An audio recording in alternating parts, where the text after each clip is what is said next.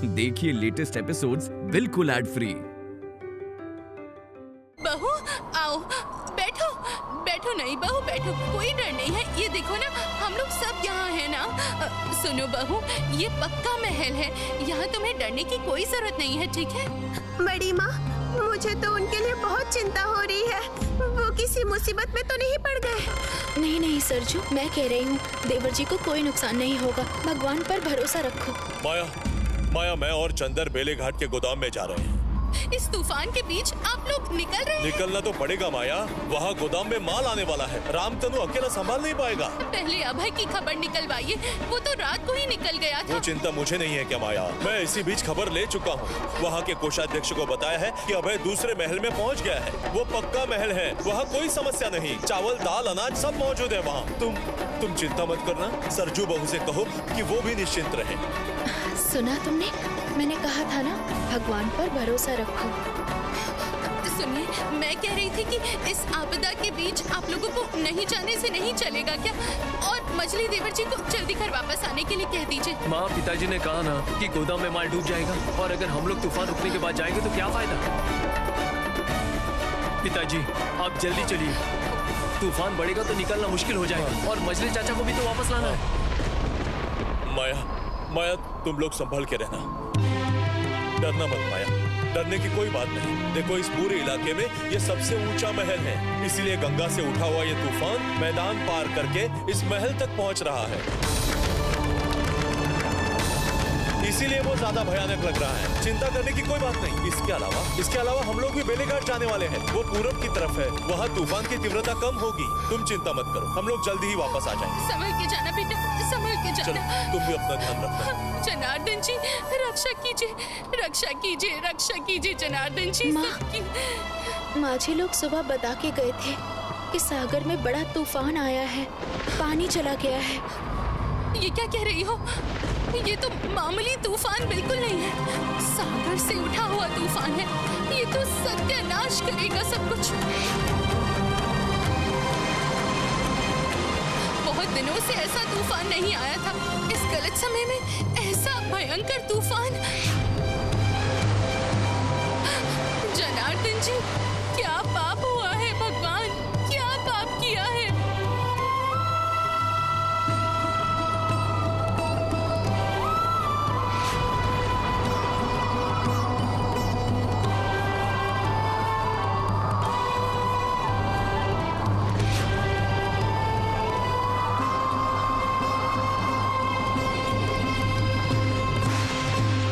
हाथ चलाओ, जल्दी करो, तूफान आ रहा है। जल्द से जल्द सब माल गोदाम में डाल दो। हाथ चलाओ, अब क्या होगा क्या पता। जल्दी चलो, चलो। ये तूफान और भी तेज होता जा रहा है, हालत बिगड़ते जा रही है। रामतनु, तुम एक काम करो, हालत बिगड़ने से पहले मजदूरों को कहो अपने घर लौट जाए। चाचा जी, आप सबको घर लौटने के लिए कहिए। चारों तरफ जिस तरह से पेड़ गिर रहे हैं, उससे शायद पूरे शहर में आने जाने की व्यवस्था बंद हो जाएगी। ऐसा ही लग रहा है। हम लोगों को अब देरी नहीं करनी चाहिए। पिताजी, मैं कलेक्टर महाशय से मिलने जा रहा हूँ। उनको समझाना पड़ेगा, ये आपदा जब तक जाएगी नहीं, माल भिजवाना संभव नहीं होगा।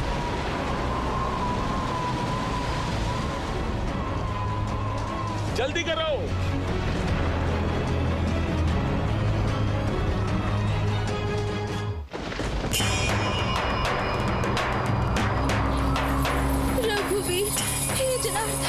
अचानक ऐसे तूफान कैसे आ गया?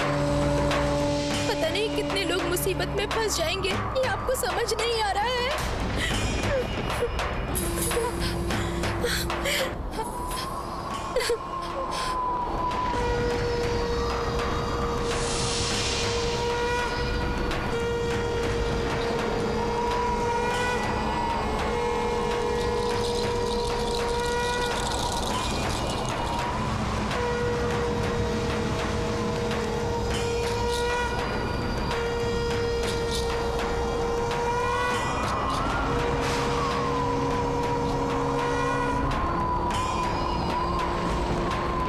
छोटी बहू, बाहर कितना आंधी तूफान है।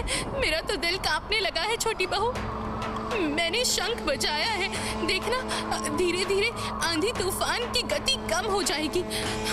छोटी बहू, मैं एक बात बोल रही हूँ, तुम सबकी मंगल हेतु जनार्दन जी के आगे प्रार्थना करो, हाथ जोड़कर प्रार्थना करो।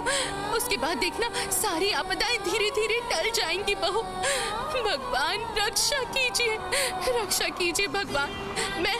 मैं चाची माँ और माँ को बुला कर ले आती हूँ, उनको यहाँ आने के लिए कहती हूँ। बड़ी बहू सुनो, बड़ी बहू कहाँ रह गई? एक बार इधर आ जाओ। बड़ी बहू सुनो बहू, बाहर तो बहुत तूफान आ रहा है, हम सब मिलके यहाँ भगवान का नाम कीर्तन करते हैं। देखना तो मुझसे आपदा टल जाएगी। तुम जल्दी से दादी को और नानी को बुलाओ, बोलना अभी छोटी बहू यहाँ भगवान का नाम कीर्तन करेगी, जल्दी लेकर आओ उन्हें। हाँ लेकिन माँ, नानी जी तो ये सब पसंद नहीं करती है। छोटी बहू तुम आखिर डर क्यों रही हो? बड़ी बहू सुनो, तुम खड़ी क्यों हो? देरी मत करो, जाओ दादी को नानी को जल्दी बुला कर ले आओ। जाओ बहू जाओ, जल्दी जाओ। जाती हूँ माँ, अभी जाती हूँ। इस आंधी तूफान में मेरे गांव की हालत क्या हुई होगी, क्या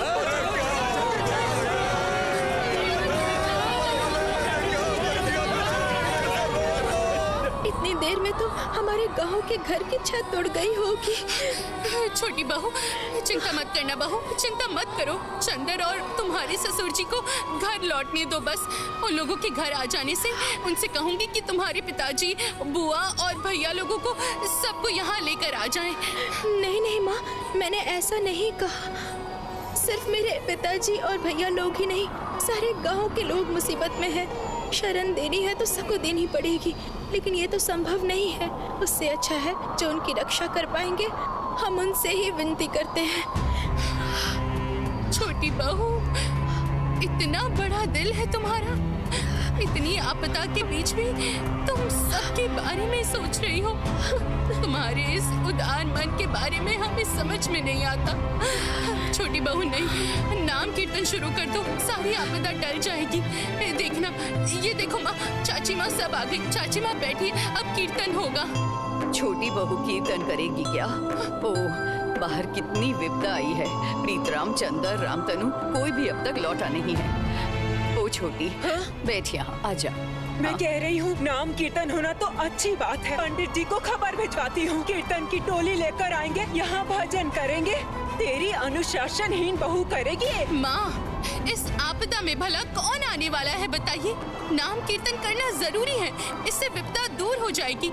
छोटी बहू को ही नाम कीर्तन करने दीजिए। छोटी बहू तुम खड़ी क्यों हो? नाम कीर्तन शुरू कर दो, भगवान का कीर्तन शुरू करो। मैं कह रही हूँ ना, गाना शुरू करो, गाओ। आइए सब बैठिए, माँ बैठिए। हाँ, बैठिए।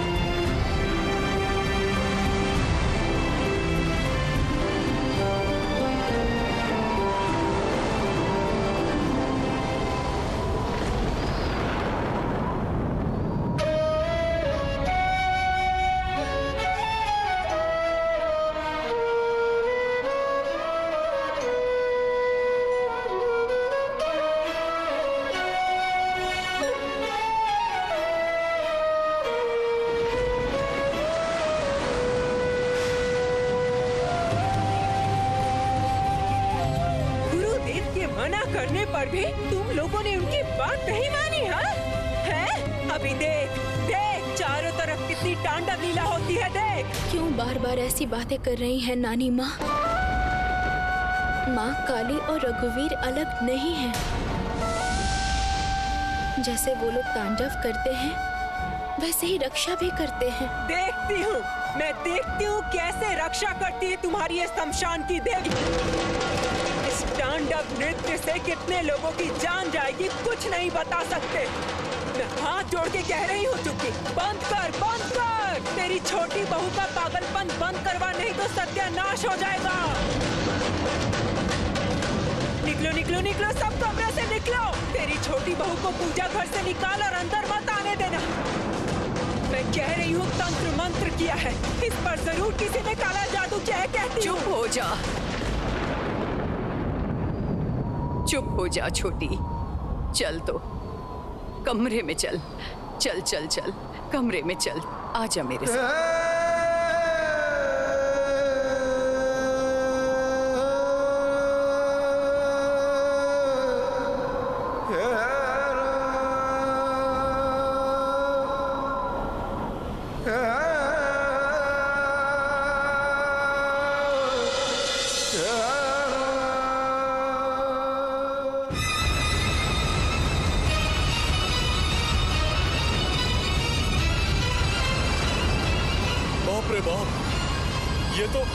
ये तो महाप्रलय है, जैसे दुनिया खत्म हो जाएगी। भैया संभाल के। अब नदी में नाव भी नहीं बहा सकते, लहरें तेज हैं, लहरें उल्टी बह रही हैं। नहीं होगा, नहर से गंगा का पानी लगातार अंदर आ रहा है। नहर पूरा भर गया है, अब पानी बाहर आ जाएगा। संभाल के भैया। बाढ़ आने से गोदाम का क्या होगा? बहुत अनाज है। मजले चाचा जी, आपको सिर्फ गोदाम की पड़ी है।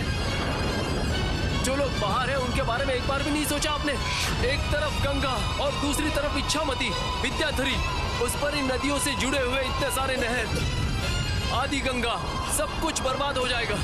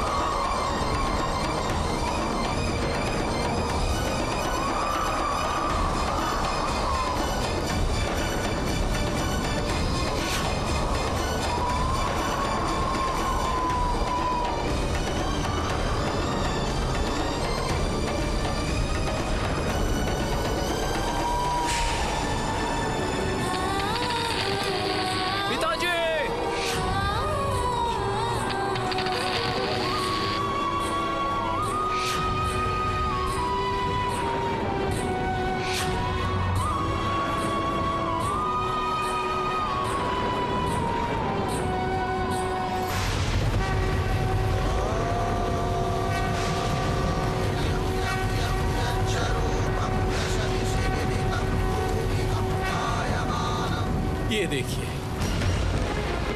ये क्या, नाव यहाँ बंधी थी, पहले तो नजर नहीं आ रही थी। सही बात है, थोड़ी देर पहले ही मैं इस तरफ आके गया था छोटे मालिक, तब कहीं कुछ भी तो नहीं दिखाई दिया था। शायद अंधेरे से ढका हुआ था, इसलिए शायद आप लोगों को दिखाई नहीं दिया। लेकिन माझी, इस तूफान में भी तुम्हारे नाव की रस्सी नहीं टूटी? मालिक, ये नाव आर पार करने के काम आती है। ये तो सागर में चलती है। इतनी आसानी से इसकी रस्सी टूटती है क्या? चलिए मालिक, चलिए।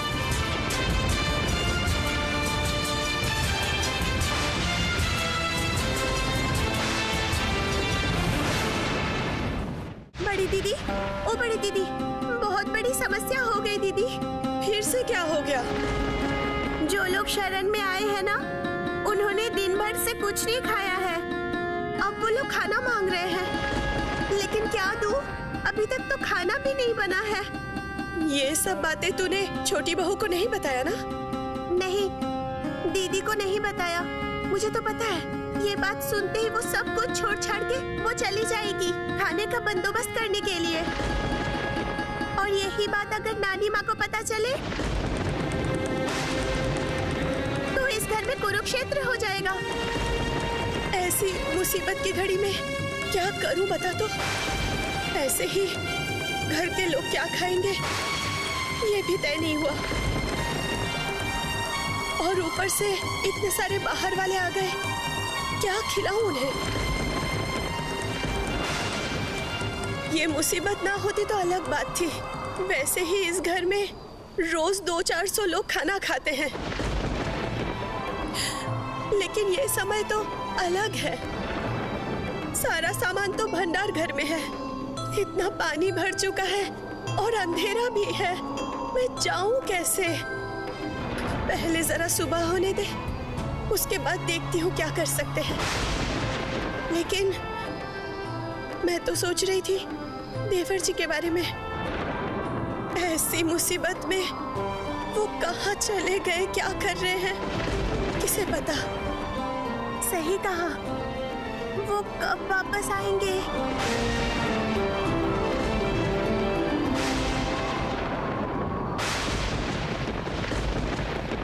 ये हमारी क्या हालत हो गई है चाचा, क्या हालत हो गई है।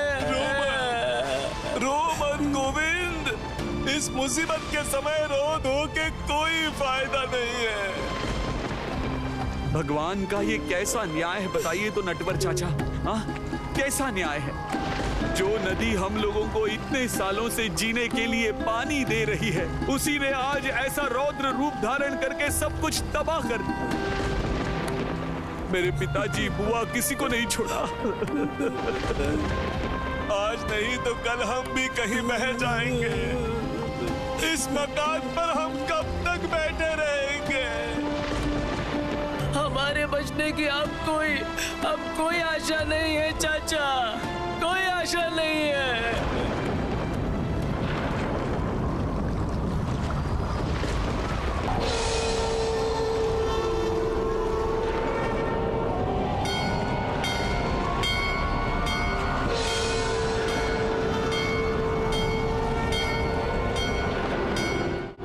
बचाना ही होगा माझी।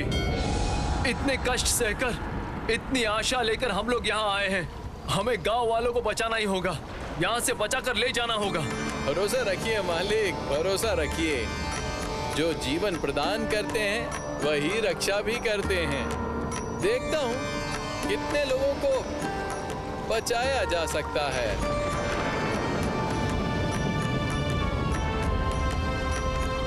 कोई भी दिखाई नहीं दे रहा है माझी। इस घने अंधेरे में दूर दूर तक कोई नजर नहीं आ रहा है। चारों तरफ सिर्फ पानी ही पानी है।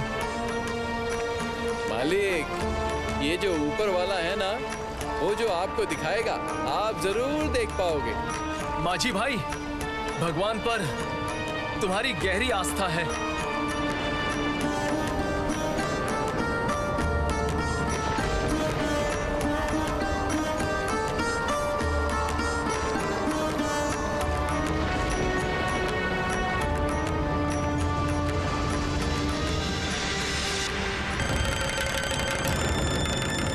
अरे ओ चाचा, देखो तो कोई नाव यहाँ आ रही है, ऐसे दिख रहा है। जरा अच्छी तरह से देखो, वो देखो ना, नाव ही है ना।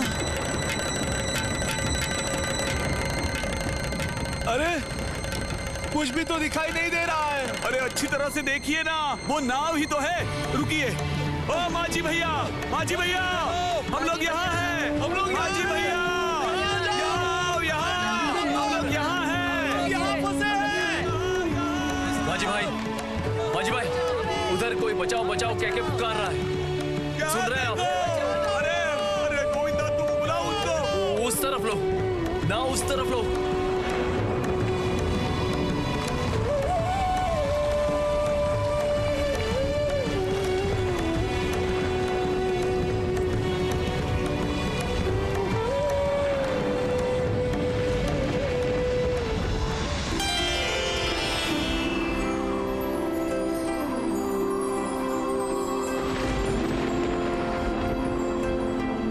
इतने धनी लोगों का घर है, सोचा था ये लोग कुछ खाने को देंगे। यहाँ भूख के मारे मरे जा रहे हैं। बहुत भूख लगी है। भूख की आग कोई आपदा नहीं मानती है।